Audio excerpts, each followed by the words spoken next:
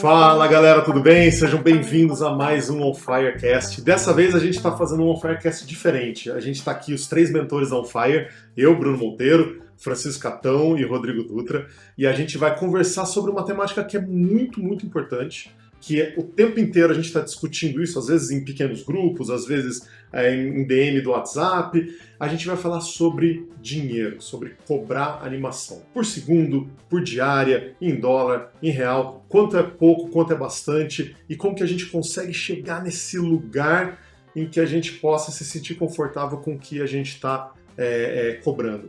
E essa conversa ela vem muito porque a gente, na UFAI, a gente tem muitos alunos e eles tem alunos que já estão no mercado de trabalho há um tempo, tem alunos que estão entrando, então fica aquela coisa assim, quanto que eu cobro, como que eu coloco o meu serviço, eu sou júnior, eu sou mid, eu sou sênior, como que eu me encaixo dentro do mercado? E essa conversa, ela vem para tentar colocar um pouquinho de entendimento a respeito de como que a gente pode olhar para o mercado e se posicionar, né? Nós três aqui, nós trabalhamos para o mercado internacional, né? Então a gente tem uma experiência que é um pouquinho diferenciada. Pelo menos eu vou falar da minha parte, vocês podem me dizer, mas eu, por exemplo, quando eu pego os projetos de fora, eu já recebo um contrato e eu já recebo um valor. Os caras falam, o projeto é esse, você vai animar tantos segundos e vai ser esse valor X por segundo ou por diária, né? E o que muitas vezes acontece aqui no Brasil é o oposto, né? Você recebe um e-mail e fala assim, você quer trabalhar comigo? Tem um projeto. Aí você fala, quero. Quanto? Quanto você quer? Né? Aí fica aquela, mas quanto você quer pagar? Né? Como que vocês veem essa questão financeira? Fica essa dança, né? Começa aí, Dutra, você. Cara, eu já tô aqui há 4 anos e eu sou assalariado, né? Então eu tenho o meu pagamento mensal ali, não importa o que aconteça. E foi isso. Gente, obrigado. Só que eu acho assim que é muito variável a gente calcular, né, essa questão da grana, assim, porque depende muito do estúdio que está contratando e o quanto que esse estúdio tem, assim, de conhecimento da própria animação, que tipo de nível que ele quer chegar, né? Então, eu acho que ele, falando em Brasil, o valor flutua demais, né? Não existe, assim, uma regra.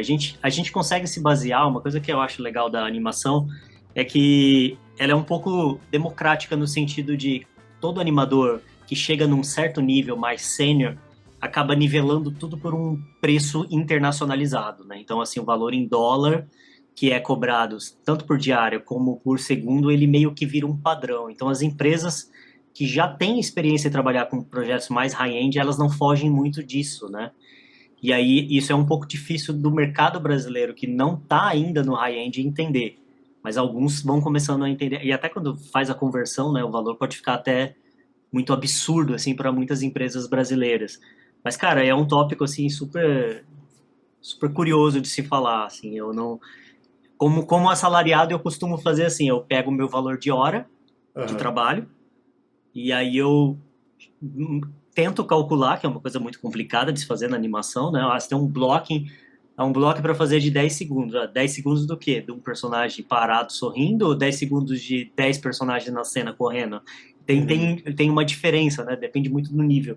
Então eu tento calcular, mensurar mais ou menos o que acontece ali dentro do meu horário de trabalho e eu pego isso no meu valor de hora e que fica muito próximo do que é o valor internacional mesmo, do cobrado em dólar, assim, e no caso aqui em libras, né? Eu tento fazer eu faço a conversão dupla, né? Eu vou lá pro real, eu vou pro dólar, depois vou pro real para chegar no valor em libra que o seria cara é próximo da minha hora. assalariado e o cara ganha em libras, né, mano? Meu Deus do céu.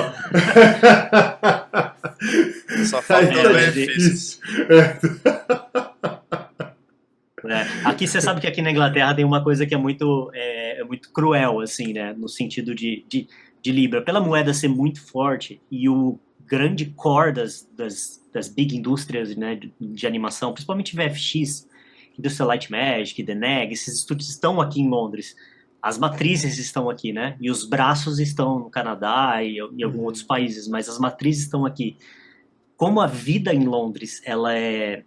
Cara, a parte, se você for falar de imóvel em Londres, assim, É um negócio assim fora da casinha, cara. Assim, é completamente. Eu não moro em Londres, eu moro em Sheffield, fica mais ou menos umas 3 horas de Londres.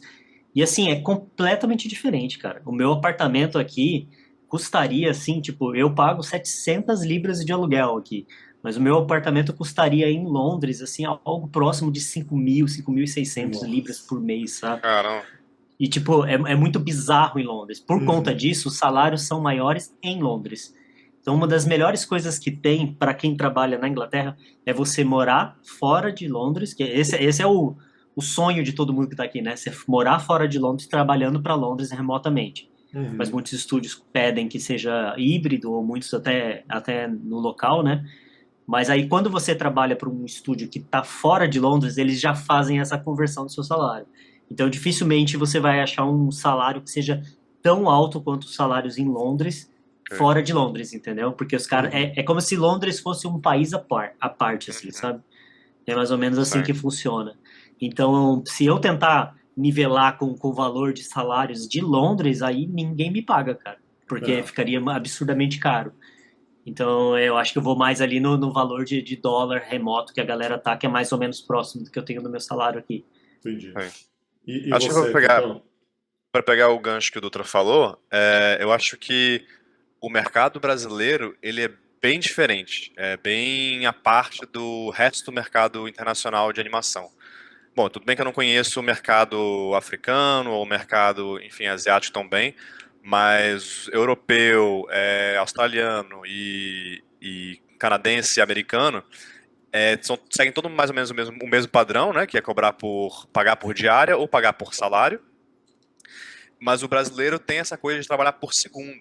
E quando você perguntou para os alunos, né, mais ou menos a média de valores, eu fiquei muito surpreso em ver que os valores não mudaram tanto assim, desde a época que a gente começou lá atrás, quando a gente entrou no mercado, né? Inclusive tem alguns valores que estão abaixo do que a gente tinha 6 anos atrás. Então é impressionante. E eu acho que tendo trabalhado em estúdio, tendo trabalhado em estúdio com salário, tendo trabalhado em estúdio por diária e por segundo, para mim, o que mais funciona é o por diária, porque geralmente é onde você ganha mais. O emprego se abstém de te dar de qualquer tipo de direito trabalhista, de qualquer tipo de auxílio, mas ele compensa isso no seu salário. Então, Deveria é, compensar, né? deveria compensar. Na minha experiência, felizmente, compensou. Uhum. E trabalhando assim para a Little Zoo ou mesmo para outros estúdios separadamente, mesmo na Austrália, era o mais comum. Eles sempre perguntam quanto que você cobra por dia, qual que é o seu Uhum. daily rate. Uhum. E, se bem que pensando agora, o daily rate também não tem aumentado muito com o passar dos anos. É incrível. Os clientes sempre pedem mais barato e a gente não consegue nunca aumentar nosso preço. Mas Mas É, internacionalmente é um valor aceitável, né? Assim, falando em dólar, assim, para o mercado norte-americano e europeu, ele. é o que você estava falando do sonho, né? O sonho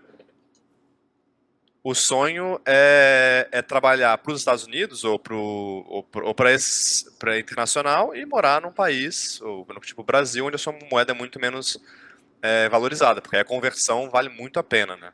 uhum. Sim. Eu acho que eu fico pensando às vezes no nosso salário na Little Zoo, para morar nos Estados Unidos, já não seria essa coisa super confortável, dependendo de onde você morasse. Então varia, é isso. É a vantagem do É, trabalho remoto também.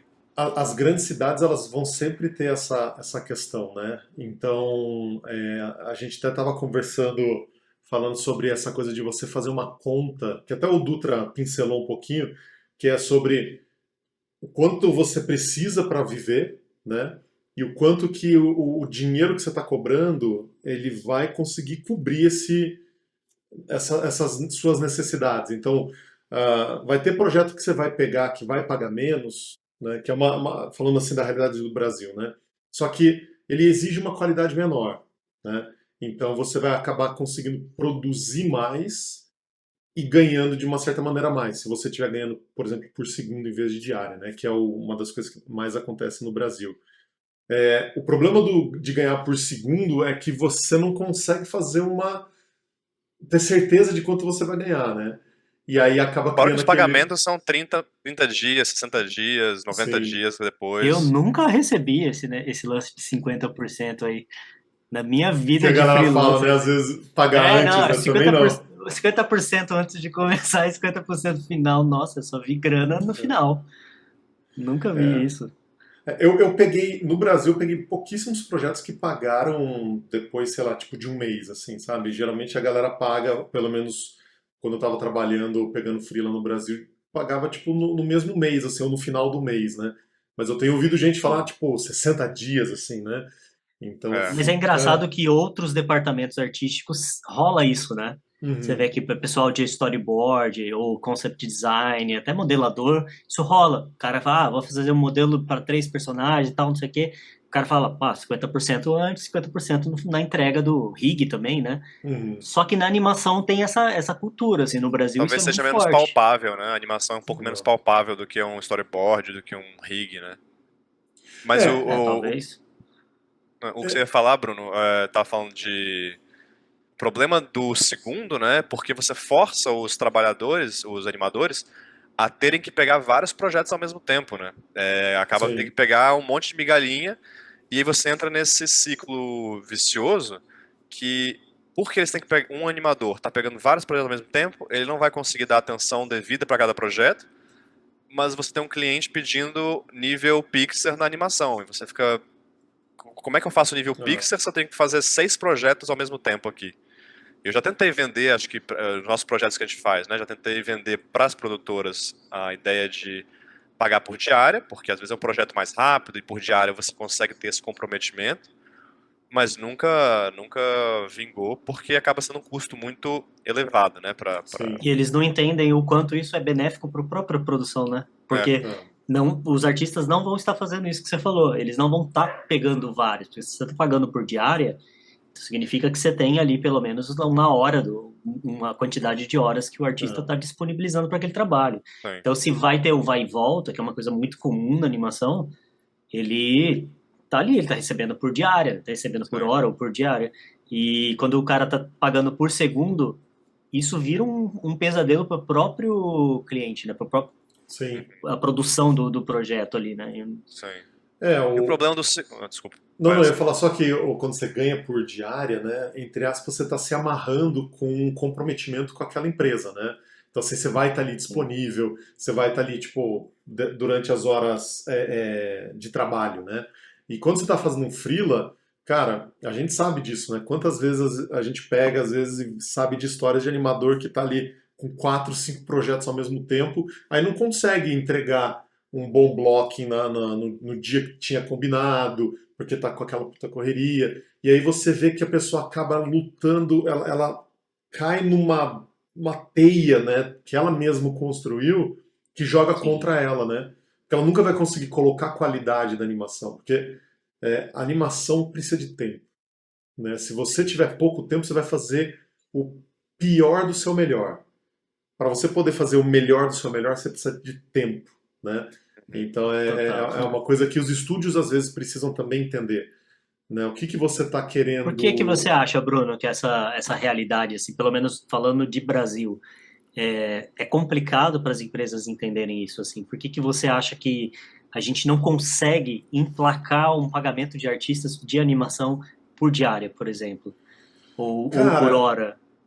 é porque você vai para um lugar que assim, quando você fala assim, vou pagar por segundo, então vamos supor, eu tenho 10 minutos para fazer de um projeto, a hora que eu faço essa multiplicação do valor que eu vou cobrar pelo valor do projeto, eu tenho já fechado no meu orçamento o valor da animação. Então, Sim, de uma certa maneira, você consegue garantir que você não vai estourar o orçamento da animação. Então, muitos estúdios acabam pensando dessa maneira, né? O que eu acho que é uma pena, porque se você fizer a conta, eu tenho 10 minutos, eu vou contratar animadores que consigam fazer, vamos por 4 segundos por semana, ou dependendo do projeto, 10 segundos por semana de animação finalizada, né? Então, eu divido isso e eu vejo que eu conseguiria pagar X valores por diária para os animadores. E aí, dessa maneira, você consegue pegar menos pessoas que vão Sim, produzir um time menor com mais supervisão, qualidade, exato. E aí você vai ter um time produzindo com calma, sabendo o que está fazendo, então tendo ali uma daily, todo dia ali, tipo, recebendo feedback Você acha e, então que é E um vício de cálculo do próprio orçamento que cara, eu as acho que empresas estão acostumadas sim. a passar para o cliente? eu Eu acho que acho é que falta de sim. educação. É o que a gente estava falando um pouco hoje mais cedo, né? Falta de educação. Não, Speak, like... não é falta de educação, tipo, falta de educação, mas eles não foram Sim. educados como que a animação funciona, né? A gente falou isso um pouco mais cedo, né? Então, e o problema de você animar por segundo e você pagar por diária, mesmo que você esteja pagando pouco por diária, mas você esteja pagando por diária, você cria esse comprometimento, como você estava falando, mas você animar cenas com muitos personagens ou poucos personagens deixa de ser um ponto importante. Quando você anima por segundo, você pode estar pagando, sei lá, R$ 250 o segundo para animar uma cena de um personagem, e um outro cara tá ganhando os mesmos R$ 250 para animar uma cena com 6 personagens. Uhum. E a diferença de dificuldade é absurda. É. Então é Sim, extremamente sim. injusto. E aí o que força a gente, como supervisores, por exemplo, uma cena que às vezes tem 6 personagens, eu quero passar para o meu melhor animador. Mas que vai ser injusto com ele, porque Você ele vai estar pune ele, trabalhando né? muito mais. Vai trabalhar o dobro e É. vai. Então você pune os animadores bons, trabalhando por segundo. Você não encoraja. Aí você vai dar 10 segundos de uma cena que é só uma mão pegando um objeto ou segurando um copo, né? Você vai passar isso pro Sim. júnior, você não vai passar isso pro É. sênior, né? Não. E aí o Então júnior o às Júnior vai vezes estar ganha ganhando muito mais mais. dinheiro, exatamente. Aí o Júnior sai cheio da Ah, grana e o sênior quebrado, né? exato. Eu Não, mas É acho. complicado. a gente conhece história, né? Tipo, de animadores que são muito bons que acabaram se prejudicando exatamente por causa disso, né? O cara ele entra num projeto que pega uma complexidade gigantesca e ele tá ganhando por segundo e, cara, ele vai conseguir produzir às vezes 5 segundos, 15, 20 dias. Cara, É. não valeu a pena, né? Mas Financeiramente eu para acho assim, ele. os artistas, isso tem um pouco de margem de manobra no mercado, não é assim tão escancarado, né? Acho que o animador, a gente tende, pelo menos quando vai pegar por segundo, tende a não negociar valores até ver a cena que você vai fazer. Isso é uma coisa, e é difícil fazer isso, né? Você fala, não, vou animar e tal, mas quanto que é o valor? O valor é tal, não, preciso ver a cena que vai ser. Então a gente abre espaço, então tem muito estúdio brasileiro que vem fazendo essa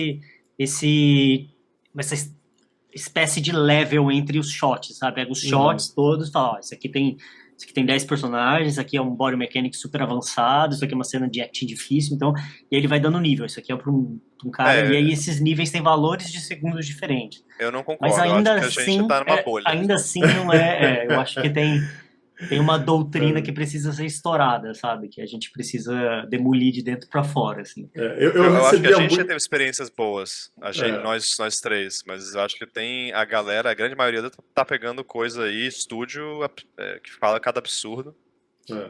eu É, comecei mais cedo que vocês, né? Eu sou vivido, né? lá no E, 2D lá no não, mas 2D. na época do 3D mesmo, no começo, cara, ali tipo 2010, assim, cara, eu ouvia muito isso, tipo, é uma animação simplesinha. São só 5 personagens, tipo, um olhando pro outro, sabe? Aí a hora que você olha a coisa, você fala, mano. é- é- e aí a grande questão é como que os artistas, como que você. Que dica vocês dariam pra, tipo, o artista chegou e falou assim, como que eu cobro? Né? Como que Aham. eu penso no. Eu tenho que mandar um e-mail pedindo para ver o animatic? Será que o estúdio vai dar o animatic antes de fechar? Né? Será que ele vai fazer um contrato de non-disclosure? Tipo, que a gente sabe que às vezes os estúdios nem têm contratos, né? Alguns aqui no Brasil, eles simplesmente, tipo, meio que no. Chama e pronto. Na fala, né? No e-mail ali já fechou, entre aspas, o contrato, né? Então, qual que seria a dica que vocês dariam para a pessoa poder negociar sem, tipo, dar um tiro no escuro? Vai aí, É, Catão. eu acho que, como que eu faço, fiz, eu acho que eu fiz assim, não sei. eu tendo a jogar o valor lá para cima. Então eu jogo o valor para cima porque eu sei que vai ser negociado para baixo. Então, porque também nem todos os estúdios vão te mandar as cenas para você ver antes. Uhum. Então, o que eu faço? Eu jogo o valor para cima e falo, é isso aqui, mas preciso ver o projeto. Se não me mostrar o projeto e aceitar meu valor, tá top. Se me mostrar o projeto, e aí eu abro o espaço para uma conversa. Eu acho que quando a gente está entrando no mercado, a gente tem muito medo de cobrar alto, Uhum. porque a gente tem medo de perder o trabalho. Ou às vezes a gente precisa do trabalho, né? Se a gente precisa do trabalho é uma outra questão. Mas se a gente está com medo de perder o cliente, perder o projeto, ao se deixar levar por essa conversa que todo estúdio tem, o trabalho das produtoras é pedir para ser mais barato. Se a gente se deixa levar, a gente vai sempre ganhar menos. Então a gente tem que sempre bater de volta, né? Acho que é muito comum. A gente tem que ser um pouco que nem os balineses, os indianos, os marroquinos, onde tipo, negociar tá na cultura deles. A gente tem que negociar e tem que começar sempre jogando lá para cima para depois ir descendo. Por mais que você perca um projeto agora, Uhum. com o tempo você vai aninhando e acaba trabalhando só com os estúdios que pagam o seu valor, que no final das contas é o que você quer, né? Sim. Mas você acha que. Eu acho. Oi, fala, Dutra. Não, eu Pode. só ia fazer um adendo que, assim, que foi o que aconteceu com um dos alunos nossos essa semana, né? Ele mandou um e-mail cobrando um valor e nem teve resposta. Então ele ficou na dúvida se os caras não tinham fechado com outra pessoa, se o projeto caiu ou se o valor estava alto, né? Então será que pedir para o cliente qual que é o orçamento que você tem e aí você alinha com as suas expectativas? Pode ser também. O Pode que, que ser. você Eu acho acha, assim, Dutra? é porque a gente falando do nosso ponto de vista, por mais que a gente lembre do nosso começo, que era uma outra realidade também do mercado, tem mais de 10 anos de experiência aqui, né? Tipo, pelo menos mais de 10 anos cada um aqui. E é fácil a gente, mesmo com esse tempo de experiência, a gente sabe como é difícil mensurar a complexidade de uma animação. Então, cobrar por quanto tempo eu faço é uma coisa que alunos me perguntam também. Cara, como que eu faço? Como que eu sei se eu vou conseguir fazer no tempo que eles estão falando, sabe? Tipo, às Uhum. vezes, para um animador que não tem uma demo reel, ele tá tentando o primeiro trabalho. Ele tá tentando ali, ou um dos primeiros trabalhos dele. E assim, o valor, ele quer fechar o trabalho. Ele precisa Sim. fechar. E aí, assim, tem alguém que vai cobrar. Se ele cobrar um valor que pode ser assustador para o contratante, o contratante vai encontrar alguém que paga mais baixo e já está Uhum. animando. Então ele não, ele fica ali naquela dúvida, né? Será que eu jogo o valor lá, eu garanto o trabalho? O que ele está esperando de mim, né? Tipo, qual é a qualidade que eu vou ter? Porque isso confunde muito a cabeça do iniciante, né? Se eu, por exemplo, para o iniciante chegar numa boa qualidade, ele vai levar mais tempo. E às vezes o job não tem esse tempo. O prazo ali tá falando, ó, é uma animação assim, assim, assado, ela é complexa e você precisa me entregar até tal dia. E aí o cara tem que fazer esse cálculo de quanto tempo ele leva para fazer aquilo e ele não sabe ainda. Então, assim, é Uhum. realmente muito, muito desafiador. Mas eu acho que É. para os iniciantes, uma das melhores coisas que tem, no caso, alunos nossos têm acesso a gente e outros profissionais também que estão no mercado, é bater esse papo, sabe? Trocar ideia com quem já está fazendo. Cara, quanto que você cobrou no seu último segundo? Para alguém que já está no mercado. Eu cobrei tanto. Aí você vai ali, faz uma média e joga aquele valor. Se o cara não respondeu, é porque provavelmente ele achou alguém mais barato, entendeu? E ele não está esperando a qualidade, ou ele não conseguiu encontrar na demo reel daquele animador ou do outro algo diferente para ele. Soou tudo como a mesma coisa e ele deixa rolar, assim. Mas Mas assim, é um tópico desafiador, né? esse encontro mais barato também é complicado, porque a gente também não pode ficar sendo encorajado a sempre diminuir o nosso preço, né? Como profissionais, mesmo júnior. Mesmo que o cara esteja mais barato, não quer dizer que, tipo, ele achou muito caro, então na próxima eu tenho que cobrar mais barato. Porque dessa maneira, a gente vai estar cada vez cobrando mais barato e você vai criando uma tendência para os próximos animadores. Então, o próximo animador que chegar lá vai perguntar isso: quanto é que você está pagando para os animadores? Eu paguei para o último cara 150. totalmente fora da realidade, né? E já rolou também, o que o Bruno tava falando, já rolou o oposto comigo, que é eu falo meu valor, e aí o produtor achou muito caro, e fala, olha, eu tenho isso pra você. E aí é o que você falou, eu analiso e vejo se faz sentido pra mim ou não. Mas sempre vendo o projeto antes, né? Mas é É, realmente difícil, como você estava falando, é difícil mensurar. porque no final das contas é isso, né? É um balanço entre dinheiro, entre prazo e entre expectativas, né? Tanto do animador quanto do que o estúdio quer, né? Mas eu acho que se o animador, para ele pensar mais ou menos num valor que cabe para ele, que fica interessante para ele, eu acho que ele, no mínimo, tem que ser uma coisa que pague a vida dele, né? É, Então, assim, eu vou pegar um projeto de um mês. Então, quais são as minhas contas mensais, né? Eu vou pagar imposto, então eu vou ter que separar uma graninha para imposto também. Eu preciso separar uma grana Tem o para, tipo, Maia, é, né? O para Maia. a parte hardware, software. Então, assim, de uma certa maneira, você tem que pensar que você vai pegar um freela de 15 dias, outro de, um de uma semana, depois mais 15 dias, que a soma disso daí tenha que ser um valor que te dê boletos, né? Pagamento de maquinário e hard e software, e também que possa pagar umas férias, né? Que você possa conseguir pegar um dinheirinho ali, um pouquinho, colocar num recurso para poder guardar aquele dinheiro, porque senão a gente vai acabar vivendo muito de, que é o que nos Estados Unidos acontece muito, né? Paycheck, né? De paycheck em paycheck, né? De salário em salário, e você não consegue. Às vezes você está trabalhando muito, você está trabalhando 16 horas por dia, que às vezes acontece no nosso trabalho, né? Na nossa sim. área, e você não consegue juntar dinheiro, né? Porque E é você. uma estrada sem fim, né? Porque a sua É, qualidade vai piorando, você vai fazendo cada vez animações piores, você não consegue então ir subir de novo.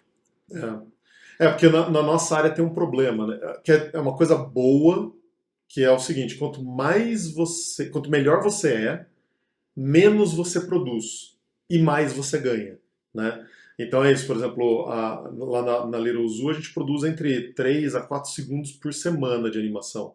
Você vai jogar isso numa série, é inviável, né? Séries que tipo tem que produzir 50 segundos por semana, né? Às vezes.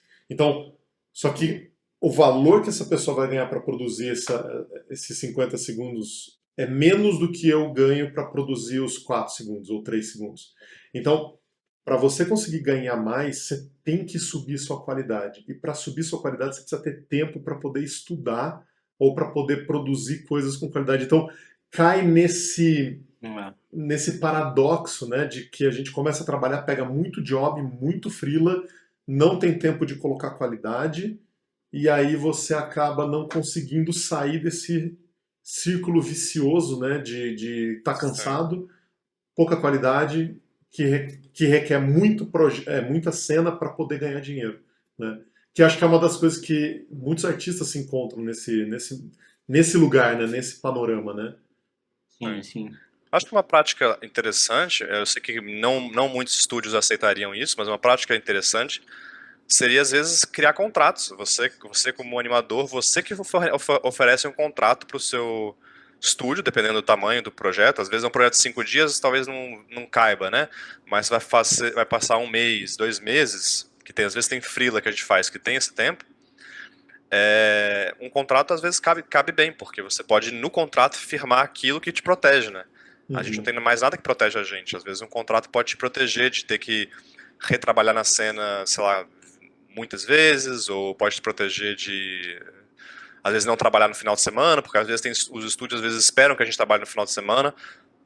Nós três, com os nossos freelas, a gente tem essa política de não trabalhar no final de semana, mas não é todo estúdio que é assim, né? Sim, Não é sim. toda No produtora geral, que é no assim. mercado tá meio que subentendido que você vai trabalhar no final de semana, né? É que tem Eles a consideram, emergência, né? né? A emergência da É, publicidade, né? Do nada tem que entregar Sim.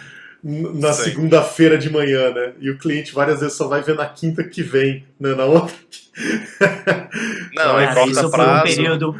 isso por um período prolongado é completamente é, assim, desgastante Uhum. pro artista, né, cara? é. A gente vai entrando num ponto, assim,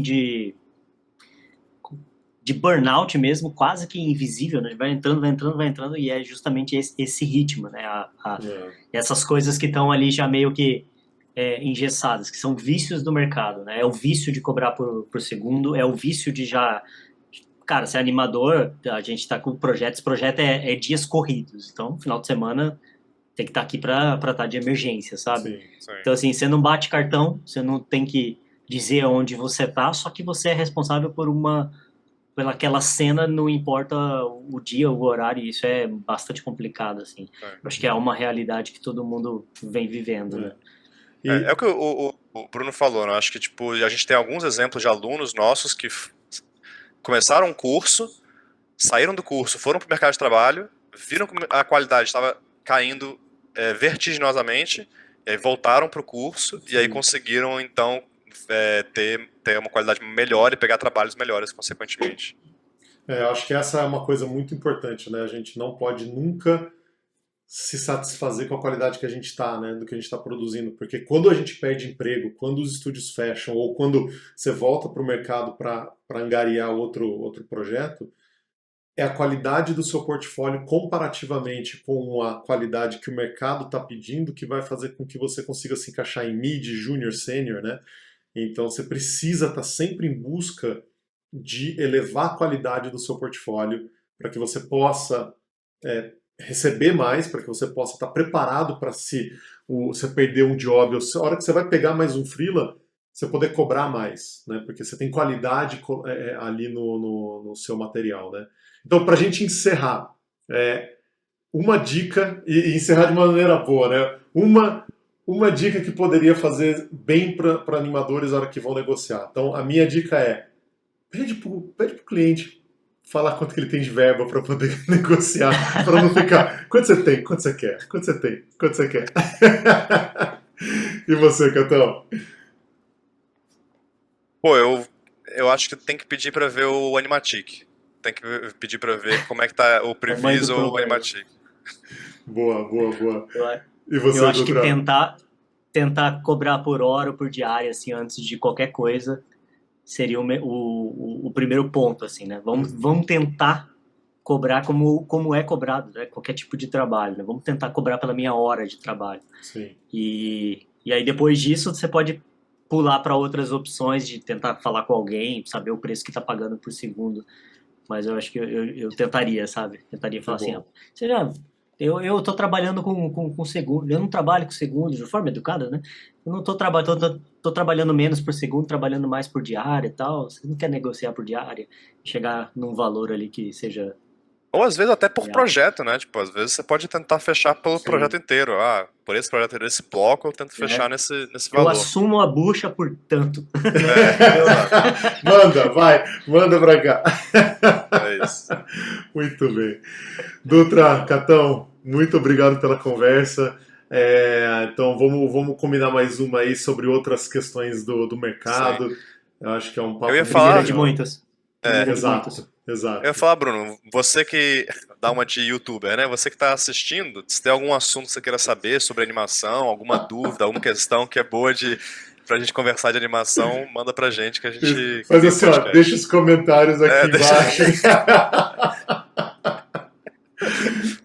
Muito bom. Ver o Catão fazendo dancinha de TikTok, manda um comentário pra gente. É isso. Um beijo, senhores, um abraço.